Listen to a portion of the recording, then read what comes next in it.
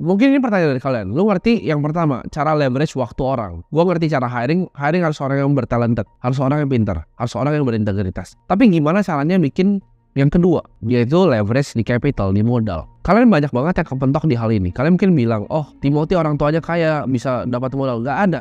Nol besar modal gue dari orang tua. Ini gue akan ajarin kalian dari suatu pertanyaan yang dilempar ke gue waktu gue pernah ngajar di webinar gue. Ya. Jadi mungkin kalau misalnya masih ada nih klipnya, editor gue masukin sini. Jadi gue orang kampung di kota Kabupaten Pacitan dan sekarang lagi merantau di Bekasi. Oke.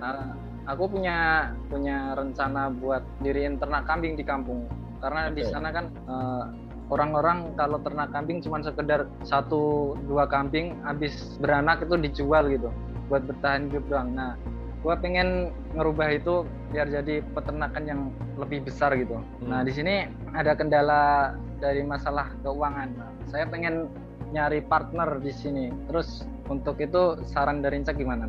Ya gue lupa pertanyaannya. Intinya dia punya kambing, mau bikin peternakan kambing, dia butuh modal. Gue kasih konsep ke dia yang mungkin bisa merubah hidup kalian. Jadi ini konsep yang gue punya dari dulu. Gak ada namanya gak ada modal. Modal tuh selalu bisa dicari. Contoh gini, ada misalnya mobil Fortuner nih 100 juta mau dikasih ke kalian. Tapi syaratnya kalian harus bisa jual besok pagi jam 7 pagi. Bisa nggak pertanyaan? Pasti bisa. Kenapa? Karena Fortunernya harganya 100 juta, lu jual langsung 500-600 kalian dapat duit gitu. Jadi dibilang ini Fortuner harganya 100 juta tapi gue mau besok pagi gitu. Lu bisa cari uangnya. Lu yang nggak punya koneksi sama sekali, nggak ada koneksi dari bapak, nggak ada koneksi dari keluarga lu, bisa nggak cari bayar Fortuner seharga misalnya bahkan 300 juta, 400 juta? Pasti bisa. Kalian bilang, tapi gue nggak ada kenal orang yang punya uang segitu. Nggak mungkin.